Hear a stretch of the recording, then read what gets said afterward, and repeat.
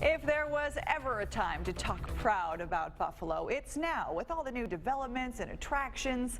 But there's one woman who has been talking proud since 1980, a time when the city desperately needed a boost after digging out of the blizzard of '77. Terry Licata Braunstein is her name, and she is still talking proud. Buffalo's got a spirit, talking proud, talking proud. It's the song that became a battle cry for Buffalo. Anyone who was around the Queen City in the 80s remembers the catchy Talkin' Proud tune. And almost just as memorable, the elbows that went with it.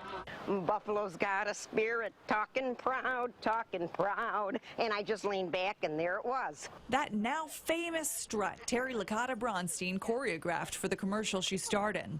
It was actually inspired from an old Pepsi commercial. This gentleman got off the bus and he just started talking about Pepsi, and I thought, you know, I liked his moves. I'm going to try that, so I did. It's been more than 35 years since the Talkin' Proud cast and crew were here at Johnson Park in downtown Buffalo.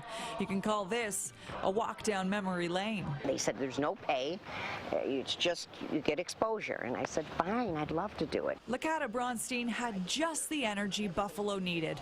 People were still digging out emotionally from the blizzard of '77, and the bills had been, let's face it, terrible. I'm glad I lived through it. I'm glad I was involved in that. That's history. That blizzard was history for Buffalo. The glass is always half full, and to this day, her positivity radiates throughout the city. A familiar face at the Alleyway Theater, Licata Braunstein most recently starred in a musical called Granny Bird. I love being on stage. I love the high that you get when you're on stage, and the fear that you get, and the excitement that you get. It's all wrapped up into one. When she's not on stage, she's teaching theater at Erie Community College. Her happiest moments are at home, fostering kittens and spending time with her husband and sons, all of them dentists. The whole house is loaded with dentists, and then I sit at the kitchen table and I say, can we talk about a tap step here or a shuffle ball change or something?